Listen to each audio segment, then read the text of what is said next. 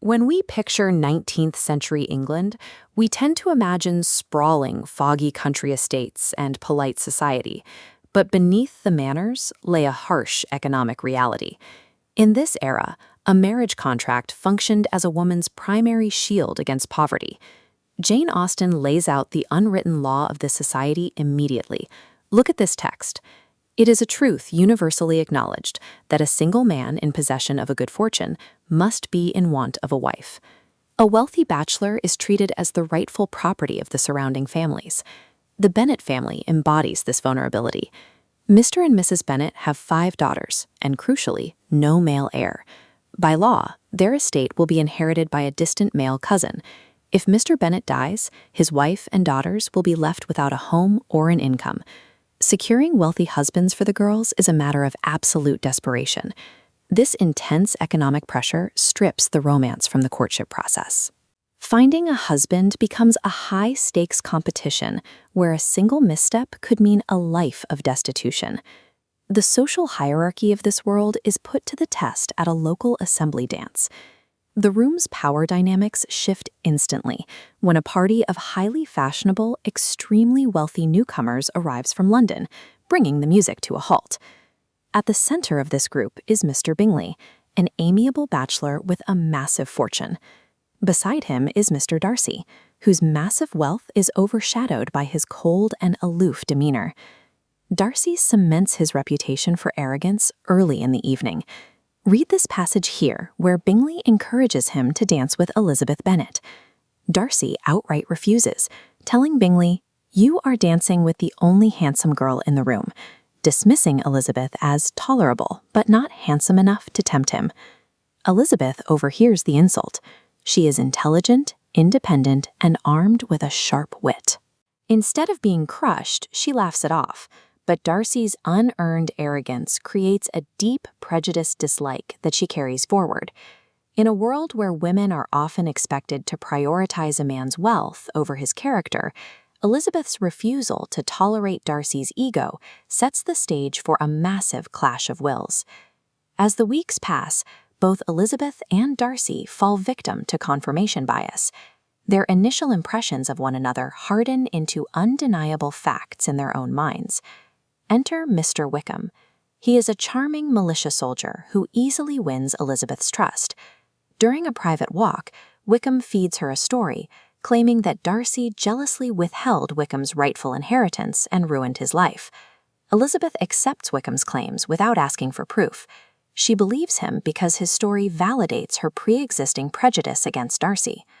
From his side of the divide, Darcy finds exactly the evidence he is looking for. He watches Elizabeth's mother and younger sisters act foolishly in public. To Darcy, this lack of decorum validates his own snobbish pride. Acting on that pride, Darcy actively interferes in the lives of those around him. Convinced the Bennet family is unsuitable and that Elizabeth's sister Jane doesn't truly love Bingley, Darcy orchestrates their separation. They are now trapped in a psychological feedback loop.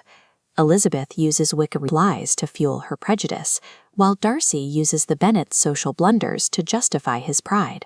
The tension erupts when the two cross paths again months later. Despite his own rigid judgment, Darcy finds himself captivated by Elizabeth's mind and spirit.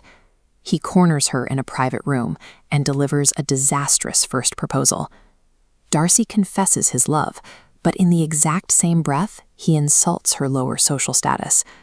Elizabeth's response is explosive.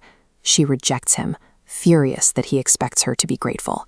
She unloads months of resentment, directly accusing him of ruining her sister's happiness and destroying Wickham's life. The rejection forces a reckoning. The next morning, Darcy hands Elizabeth a letter. Darcy's letter explicitly details Wickham's actual history, proving that Wickham is a serial manipulator who tried to elope with Darcy's teenage sister for her fortune. Darcy also admits his mistake regarding Jane, explaining he misunderstood her feelings. This realization hits Elizabeth hard.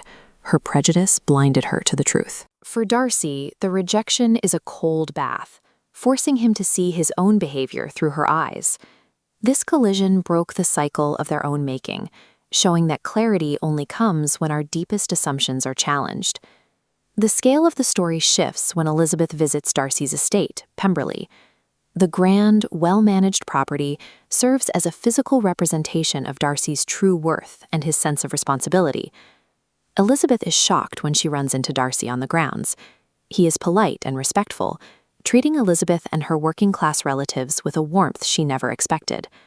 But just as they begin to bridge the gap, they face one final external test.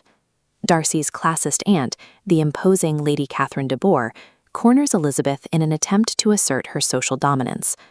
We see this confrontation right here in the text. Lady Catherine commands Elizabeth to back down, stating, "Mr. Darcy is engaged to my daughter.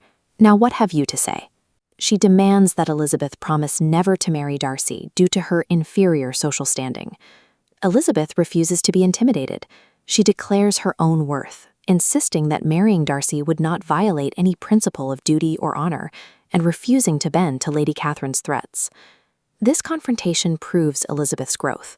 She has overcome her own insecurities and discarded the rigid rules of society, establishing herself as Darcy's moral equal. When Lady Catherine reports this defiance back to Darcy, it backfires. Hearing that Elizabeth refused to rule out a marriage provides Darcy with the hope he needs to return to her. Darcy proposes a second time, and this time, Elizabeth accepts. Look at the dialogue here as Elizabeth explains the match to her skeptical father. She conquers his doubts by assuring him of Darcy's true character, finally securing his blessing. The resolution heals the divisions of the past. Elizabeth and Darcy marry out of mutual respect, and Darcy even facilitates the reunion of Bingley and Jane. Their journey dismantles the entire premise of the 19th century marriage market. They show that a successful partnership is built on something more stable than initial attraction or financial convenience. Genuine connection and enduring love demand that we unlearn our own biases and find the courage to grow.